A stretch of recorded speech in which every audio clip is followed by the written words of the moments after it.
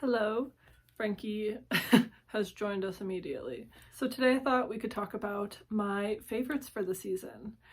I really like making these videos, but I only do them once every year or two because I just don't buy enough. So keep that in mind. Some of these are not new purchases, and a lot of what I do have was either thrifted for cheap, gifted to me, or not even a purchasable thing at all. I really like including songs and media that makes me happy.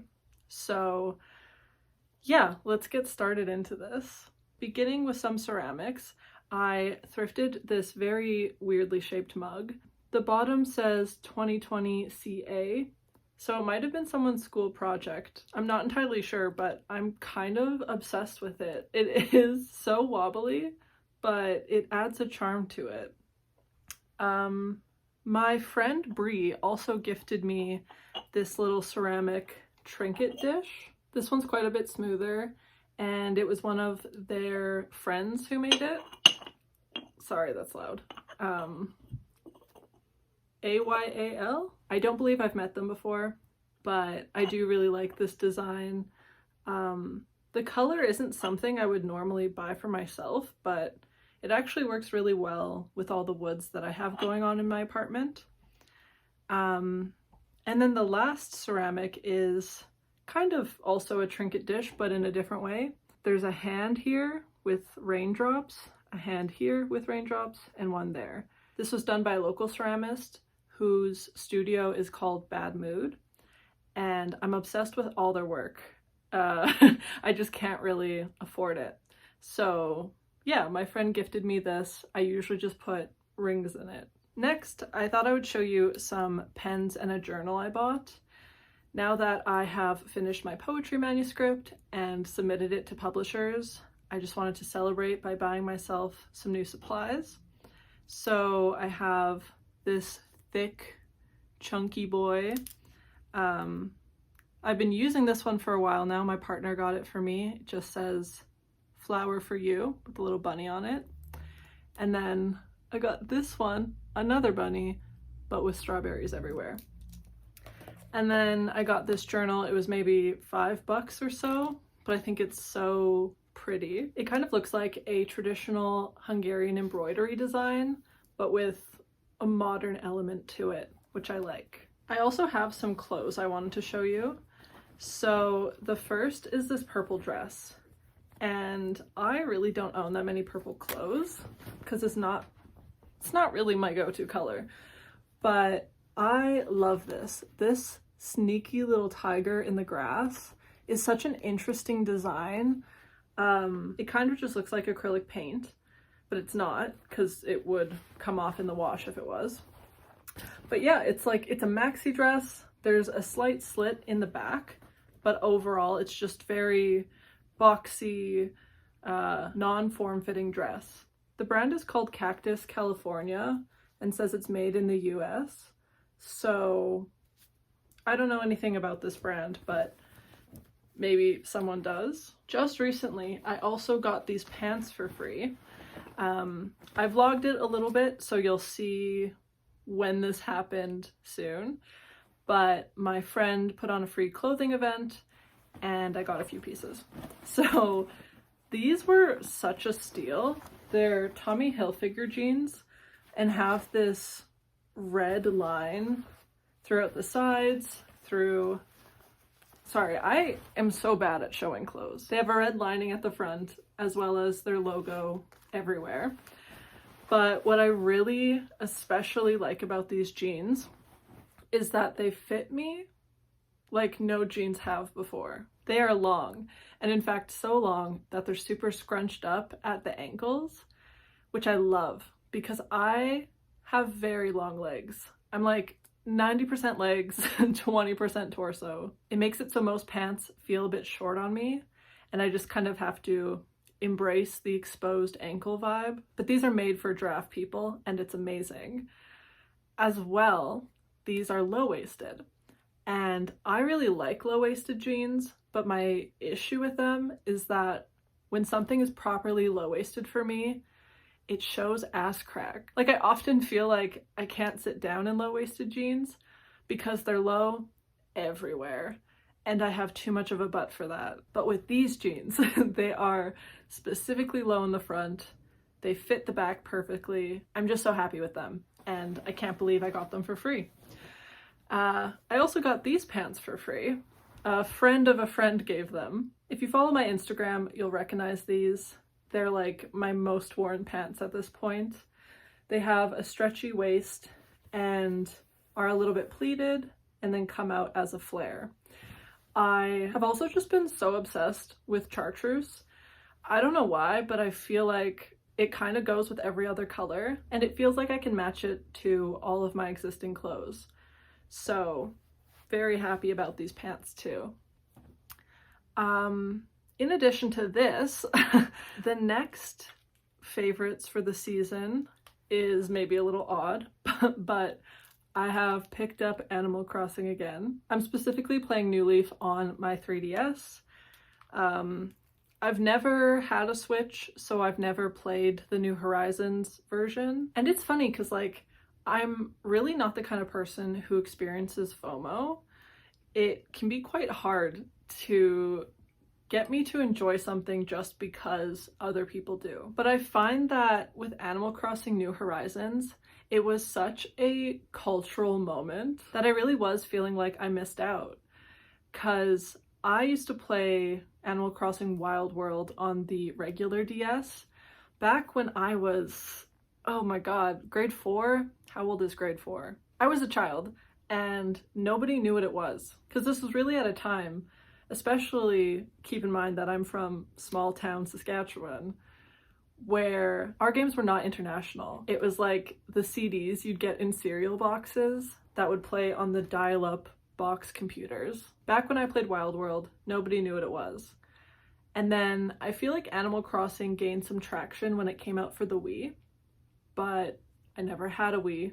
I really didn't have a lot of gaming stations at all because my family just couldn't afford them. And when the 3DS came out, I just had to save my own money until I could afford it. And so by the time I got that and got Animal Crossing New Leaf, the biggest wave of it all had been over. People already went through all the seasonal activities, all the store expansions, had experienced all the quirks in the amiibo cards. So I was a bit late to the game in that. You know, I could still look up internet forums and everything, but I wasn't newly discovering things as other people did. And then, yeah, I have never had a Switch. I never got into Pocket Camp. And I guess it just feels a little bit lame to maybe be saying that I've dug out an old game and have been playing it a lot. But that's the truth. I've been loving it. It's been very relaxing. And my partner, who had their old 3DS and wasn't really playing it, decided to buy a used version of Animal Crossing New Leaf so that we could play together and visit each other's towns. And that's also been quite a highlight because even though I don't have groups of friends playing it right now, I have one, and it still really enlivens an old game. Yeah, so let's talk about music now. These have been some of my favorite songs lately.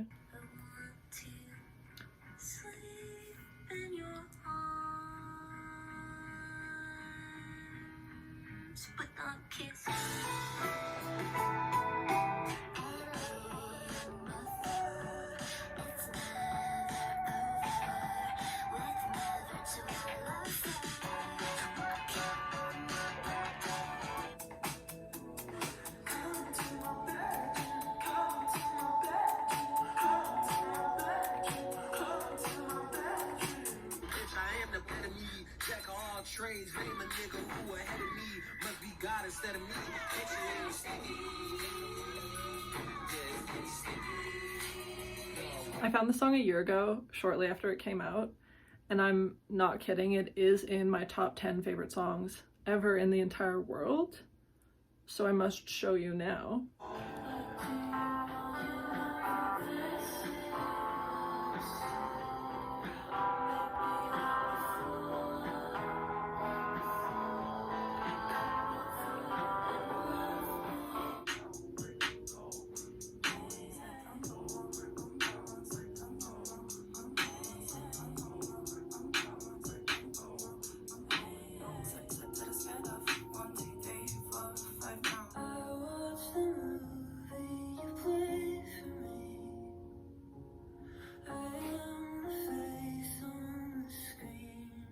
Okay, last song. I want to do a quick shout out to one of my best friends. They just released their EP called Puppy, and I love it. I'm obsessed with it, and I'm going to show you a little bit of their song, Widow's Wounds.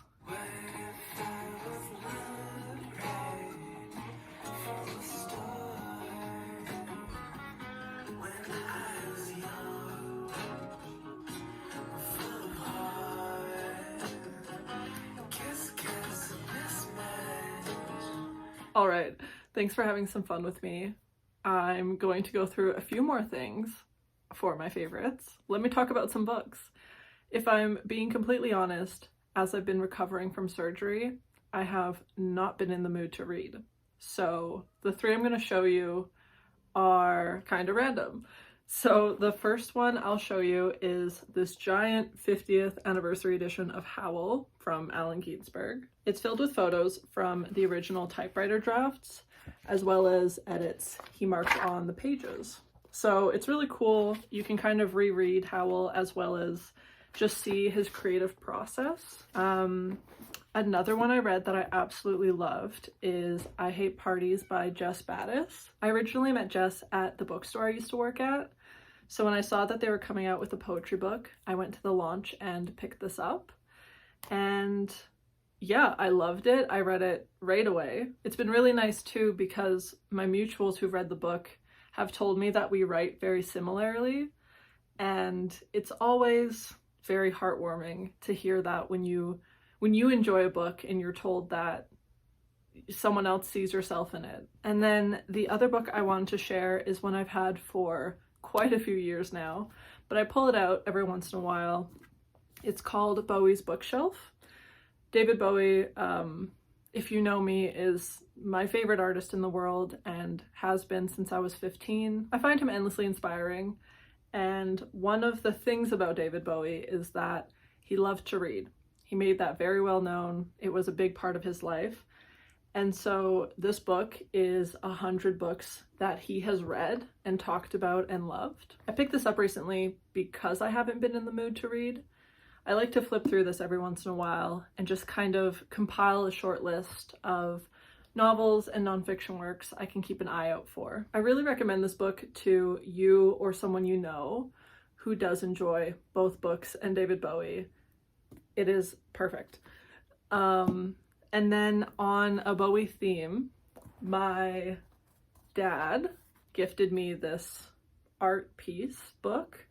So, you know, from the side, brown, from the front, David Bowie. Someone carved into the book the Aladdin Sane cover. You can still move the pages and stuff, but I've just had this displayed on a corner shelf in my apartment. Another thing I've had displayed in my apartment is this Devil Girl vase. It's from Valfré, and it's definitely my big purchase of the year. It was about 45 bucks, and I got it when I went to Denver. This was my vacation purchase, and I love it. She's so cute. My friend, I don't know what this category is, I'm just showing you things at this point. My friend bought me these magnets, a little carton of eggs, and a tomato. They don't stick the best onto the fridge, like they can only hold up a flimsy piece of paper, but they do add some color to my fridge, and I love them. I think I have one more thing. Oh, I was going to recommend a podcast. I have been religiously listening to Two Dykes and a Mic. It is a very, very queer podcast talking about internet culture, friendships, relationships. There'll be queer celebrity interviews, and the whole thing is just so funny. It's honestly like a laugh out loud, on the brink of crying laughing type of podcast. It's really been getting me through these darker days with my health flare up. I've really been needing that kind of joy and laughter. So I'm very happy to have stumbled across this podcast. So yeah, those would be my favorites of the season, of the year. I am going to wrap it up now because this video has turned out to be a little bit longer than I expected. Make sure to leave a comment and let me know what you've really been loving. Like the video if you enjoyed it, subscribe if you already haven't, and I will see you next week. Bye.